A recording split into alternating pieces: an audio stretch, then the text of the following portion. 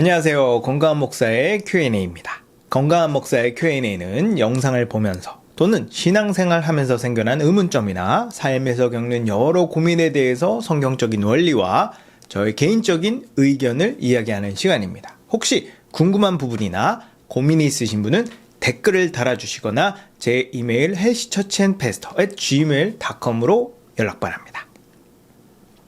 얼마 전 구독자 중에 한 분이 저에게 사연을 보내줬어요. 사연의 내용은 이렇습니다. 현재 대형 교회를 다니고 있는데 그 교회 담임 목사님이 뉴스에 나올 정도로 논란이 되고 있고 본인이 봤을 때도 본이 되지 않는 것 같아요. 그런데 그래도 청년부 목사님은 아주 좋으셔서 지금 청년부 생활을 아주 만족스럽게 하고 있다고 합니다. 담임 목사님을 보면 교회를 옮기고 싶은데 또 청년부 목사님을 보면 교회에 남고 싶다고 그래요. 그래서 교회를 옮겨야 될지 말아야 될지 고민이라고 합니다. 고민이 될 것 같아요. 저도 대형교회를 오랫동안 다녔었고 그런 고민을 많이 했습니다. 만약 여러분이라면 어떻게 하시겠어요? 실제로 이런 경우가 저는 꽤 많을 거라고 봐요. 담임 목사님은 안 좋은데 담당 목사님이 좋을 경우 어떻게 하면 좋을까요?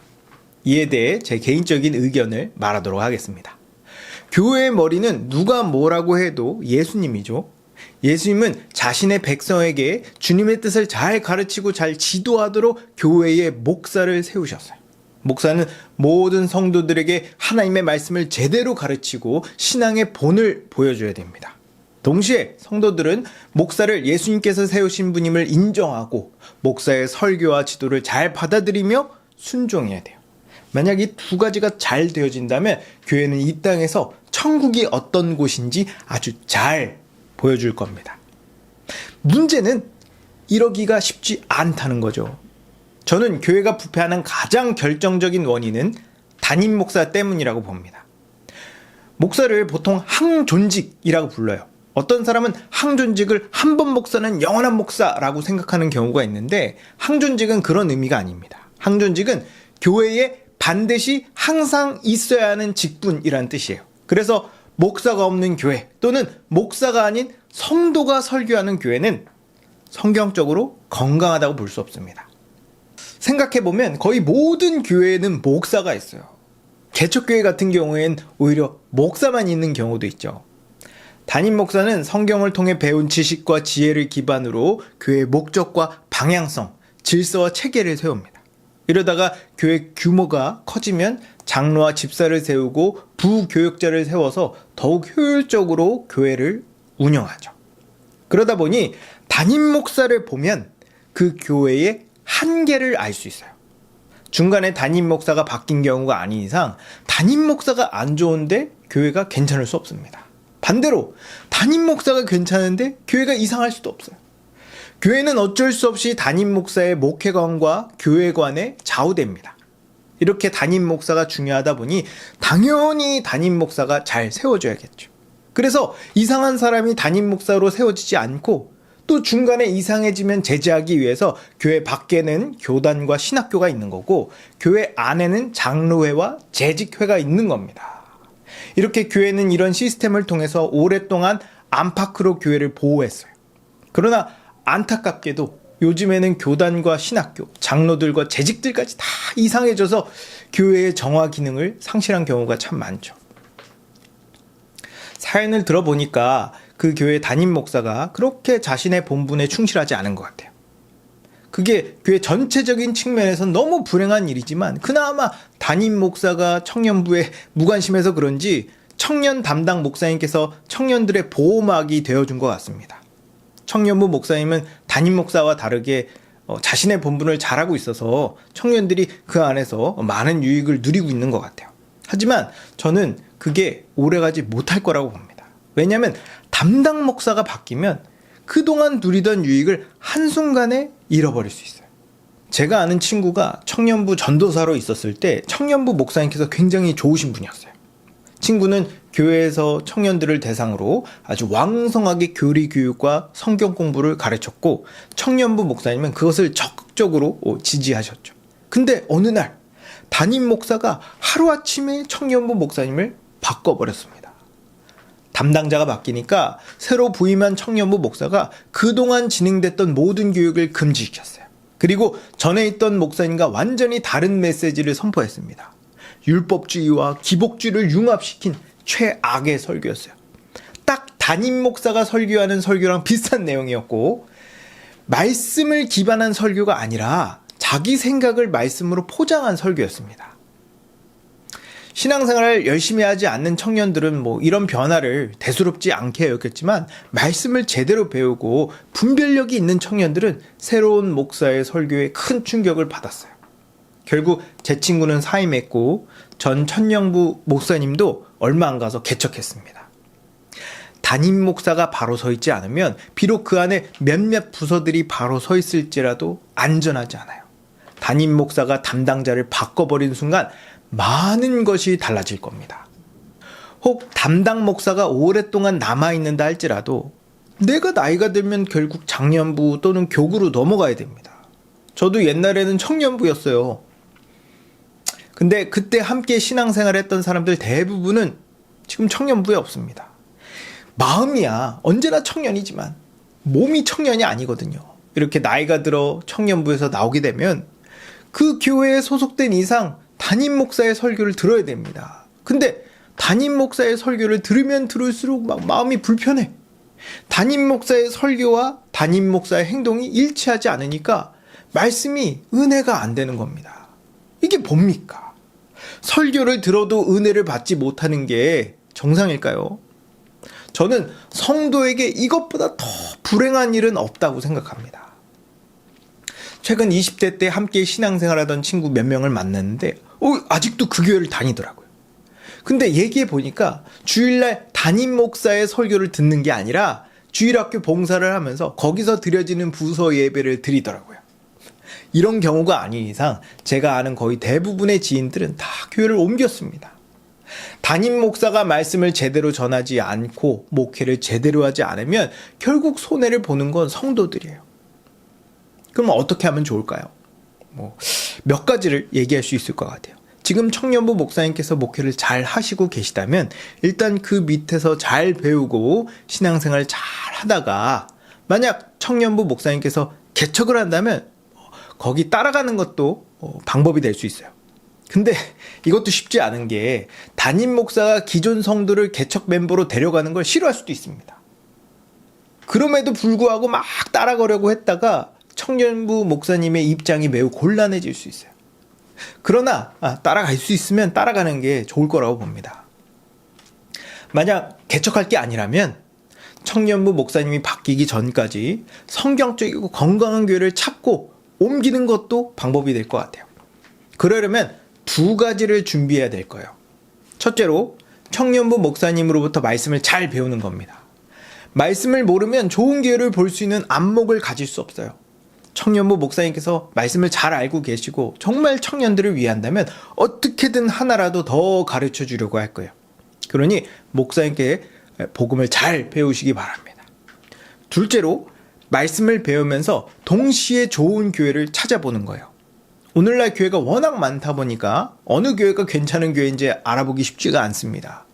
풍요 속의 빈곤이라고 한국의 교회가 엄청나게 많은데 제대로 말씀을 전하는 교회는 생각보다 많지 않은 것 같아요. 그러나 제가 자주 얘기하지만 좋은 교회는 숨겨져 있습니다. 간절함을 가지고 기도하며 찾고 찾으면 반드시 좋은 교회를 찾을 거예요. 그러니 그런 교회를 찾을 때까지 주변 사람들에게 물어도 보고 제가 추천하는 교회를 한번 방문해 보는 것도 좋을 것 같습니다. 그냥 남아있으면 안 됩니까? 남아있어도 돼요. 다음에 오게 될 청년 담당 목사님도 좋은 분일 수 있습니다. 그러나 교회 전체가 건강하지 않으면 아무리 부분이 건강하다 하더라도 성도들이 누릴 수 있는 복은 한계가 있어요. 내가 어떻게든 담임 목사님께서 회개하고 목회를 잘할 수 있도록 만들겠습니다 하는 모 교회를 향한 투철한 사명감과 충성심이 있다면 남아있는 것도 방법일 수 있습니다. 근데 그게 아니라면 옮기는 게 더 낫지 않을까요? 누구는 이거 교회 옮기라고 부추기는 거 아닙니까? 라고 말할지 모르겠어요. 근데 우리 교회가 정말 건강하고 좋은 교회라면 누가 교회를 옮기라고 부추긴다고 옮기겠어요? 그 교회에서 제대로 된 말씀을 듣지 못하고 제대로 된 돌봄을 받지 못하니까 옮기는 거 아닙니까? 저는 기본적으로 교회를 가족이라고 생각하기 때문에 일평생 한 교회에 정착하는 게 가장 좋다고 생각해요. 물론 이 세상에 완벽하고 완전한 교회는 없어요. 모든 교회는 다 부족하고 연약하며 하나님의 은혜와 보호가 필요합니다. 그리고 내가 지금 교회를 떠나 다른 교회로 옮기더라도 거기도 부족하고 연약한 부분이 많을 거예요. 그러나 중요한 건 이 교회가 얼마나 완전하고 완벽한가가 아닙니다. 이 교회가 정말 하나님의 말씀을 제대로 선포하고 있는가? 이 교회가 정말 하나님 뜻대로 나아가려고 애쓰고 있는가? 이게 중요한 겁니다. 그렇게 하고 있다면 그 교회는 소망이 있고 가능성이 있어요. 근데 아무리 봐도 우리 교회 안에 소망이 없고 더 좋아질 가능성이 보이지 않는다면 차라리 빨리 옮기는 게 낫지 않을까요? 저도 교회를 옮기는데 시간이 오래 걸렸습니다. 담임 목사가 문제가 있다는 건 예전부터 알고 있었지만 저도 마찬가지로 청년부 목사님이 좋으셨어요. 그래서 옮기고 싶지 않았습니다. 어디로 옮겨야 될지도 모르겠고. 근데 시간이 지날수록 제 신앙이 점점 느리게 성장하는 걸 느꼈어요. 그리고 교회에 나온 사람들을 보니까 다 그냥 형식적으로 다니는 것처럼 보였습니다. 여기 계속 있다가는 나도 저렇게 신앙생활을 하겠구나 하는 위기감이 들더라고요. 그래서 결국 옮겼습니다. 에베소서 2장 22절을 보면 교회는 그리스도 예수 안에서 함께 지어져 간다고 말해요. 신앙은 혼자 자라지 않습니다. 교회 안에서 함께 자라는 거예요. 청년부 목사님이 아무리 청년들을 잘 케어한다 하더라도 담임 목사가 말씀을 제대로 전하지 않고 교회를 잘 다스리지 않는다면 청년들의 신앙도 자라다가 멈출 겁니다. 우린 웬만해서는 한 교회의 자리를 잡고 그 교회 성도들과 평생 함께 할 거라고 생각해야 돼요. 마치 결혼과 비슷하죠. 그러려면 정말 진지하게 생각해야 됩니다. 배우자 될 사람이 지금은 비록 여러모로 부족하고 서툴지만 올바른 가치관을 가지고 있고 온유하며 겸손해. 나를 있는 대로 받아주고 오래 참으며 끝까지 나를 사랑으로 대해줄 것 같아. 그래서 10년, 20년 후가 어느 정도 예상이 되고 그럴 가능성이 보이면 결혼하기로 결단하는 거잖아요. 근데 이런 미래에 대한 가능성을 보지 않고 외모, 학력, 집안, 재력, 직업 같은 외적인 조건만 보고 결혼을 하면 얼마 안가 후회하게 되는 겁니다. 이처럼 우리는 교회를 다닐 때 10년 후, 20년 후 더 나아가 내 자식 또는 내 손자들이 다닐 것을 생각해야 돼요. 그걸 뭘 보고 알 수 있습니까? 담임 목사를 보면 알 수 있어요. 그리고 그 교회 성도들을 보면 알 수 있습니다. 아까 얘기한 것처럼 담임 목사가 하나님의 말씀을 잘 선포하고 성도들을 어떻게 대하는지 보면 보여요. 또 성도들이 담임 목사님의 설교를 진지하게 받아들이고 성도들끼리 서로 사랑하는 모습을 보면 보입니다.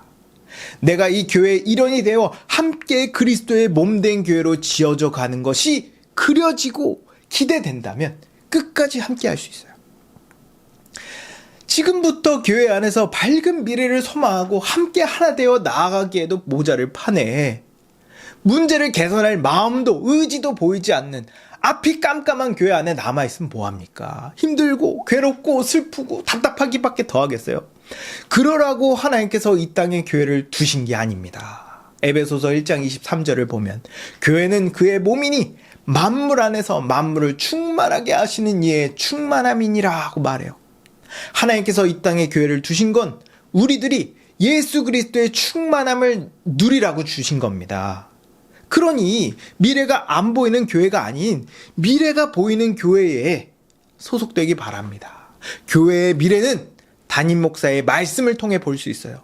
성도들의 열정과 섬김을 통해 볼 수 있습니다. 여러분 모두 미래가 선명하게 보이는 교회에 소속돼서 앞으로 영원히 기뻐하고 즐거워하며 감사하는 삶 살기를 주님의 이름으로 축복합니다. 제 답변이 도움이 되셨는지 모르겠네요. 혹시 아직 해소되지 않은 부분이 있거나 또 다른 궁금한 게 있으면 언제든지 댓글 또는 제 이메일 helschurchandpastor@gmail.com으로 연락 바랍니다. 지금까지 건강한 목사의 Q&A였습니다. 감사합니다.